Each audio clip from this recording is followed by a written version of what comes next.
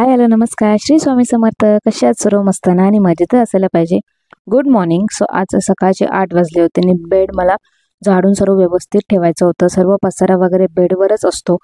अक्षितला स्कूलला सोडायच्या अगोदर आणि प्रशांतला कामाला जायच्या अगोदर सर्व बेडवरच पसारा करून ठेवतात. पसारा सर्व आवरते आणि ही चादर ना न्यू घालायची होती आज. सो सर्व आवरून वगैरे घेते. बेड फ्रेश ठेवला ना की आपलं मेन फर्स्ट काम होऊन जातं, की पहिलं काम उठल्या उठल्या बेड झाडून ठेवायचं. नंतर जेवण वगैरे सर्व झालं होतं माझं आणि आज मी बनवणार होती क्रिस्पी पीनट बटर बार. त्यासाठी ना मारीगोल्ड बिस्किट आहे ना, तो पूर्ण एक मोठा पुडा घेतला होता. तो सर्व मी मिक्सरला ग्राइंड करून घेते तुकडे करून. त्यासोबतच ना तुमच्याकडे जेवढे ड्रायफ्रुट्स असतील जे तुम्हाला त्याच्यामध्ये घालावेसे वाटत असतील, म्हणजे पिस्ता, अक्रोड, काजू, बदाम, अंजीर वगैरे सर्व ना बारीक करून घ्या. आणि आम्ही इथे मिक्सरला ना ग्राइंड करून घेतलेले हे होते बिस्किट्स होते मारीचे. ते मी मिक्सरला ग्राइंड करून घेतले. त्याची आता एकदम क्रिस्पी, एकदम बारीक पावडर पण नाही करायची, एकदम जाडसर पावडर करून ठेवा आणि तीच घ्या.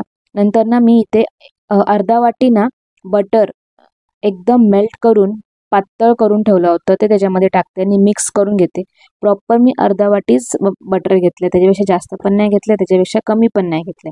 सो हे सर्व बघा अशा प्रकारे पातळ सर्व मिक्स करून घेतले. आणि अर्धा वाटी पीनट बटर पण सेम अर्धा वाटीच घेतले, त्याच्यापेक्षा जास्त पण नाही आणि कमी पण नाही. हे सर्व ना मिक्सरला नाही, सर्व वाटीमध्ये आता ना मिक्स करून घेते. बघा अशा प्रकारे सर्व ना मिक्स करून घ्या. एकदम ते ना एकदम घट्टसर होतं, मेल्ट म्हणजे पातळसर पण तुम्हाला दिसेल. जास्त पातळ केलं ना मग ते मेल्ट होते. जास्त जर बटर तुम्ही टाकलात तर एकदमच मेल्ट, ते लागणार नाही, काही नाही आणि ते कडक होणार नंतर खूप. म्हणजे आपण जर फ्रीजमध्ये ठेवलं ना नंतर मग ते खूप कडक होणार. बघा अशा प्रकारे त्याची कन्सिस्टन्सी ठेवा.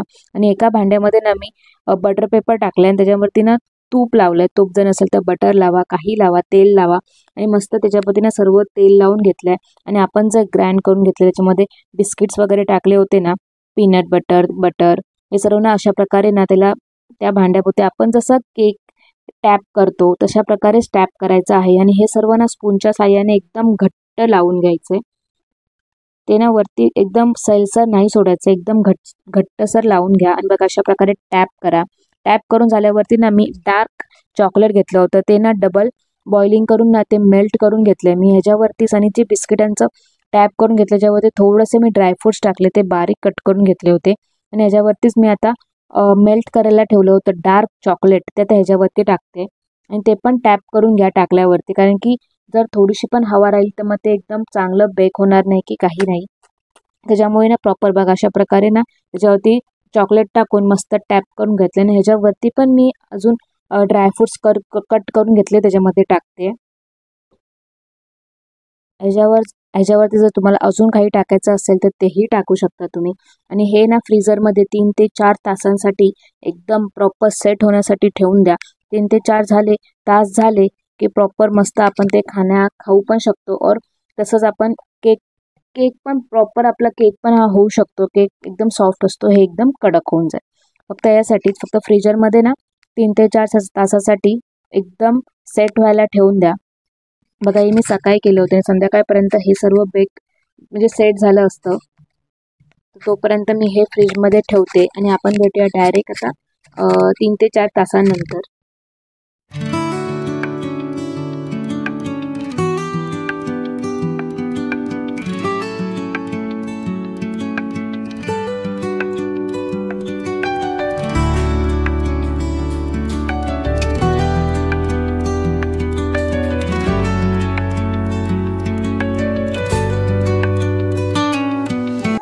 तुम्ही अक्षयची मस्ती पण बघितलं असेल. बघा 3 ते 4 तासानंतर ना असं एकदम प्रॉपर सेट झालंय.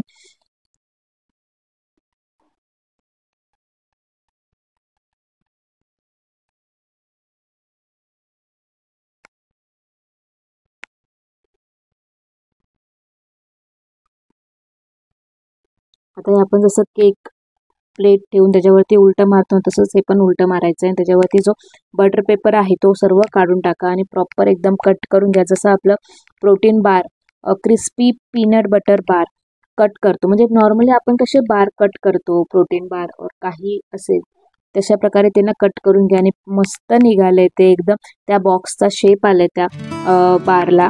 सो अशा प्रकारे आता छोटे छोटे बार कट करून घ्या और चॉकलेटच्या साहाय्याने कट करा. तुम्हाला जसा शेप पाहिजे असेल त्याच्याप्रमाणे तुम्ही ते सेट करा.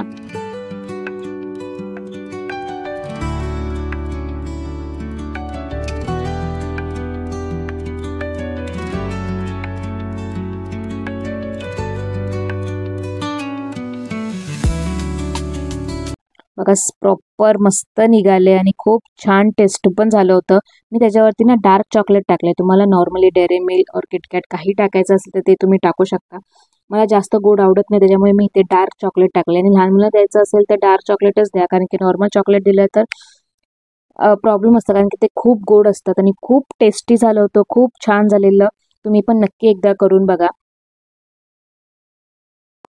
सो ही तुम्हाला रेसिपी कशी वाटली मला नक्की कमेंटमध्ये सांगा. आपण भेटूया अशाच एका इंटरेस्टिंग व्हिडिओमध्ये. तोपर्यंत मस्त राहा, खात राहा, काळजी घ्या, स्वतःवर प्रेम करा. बाय.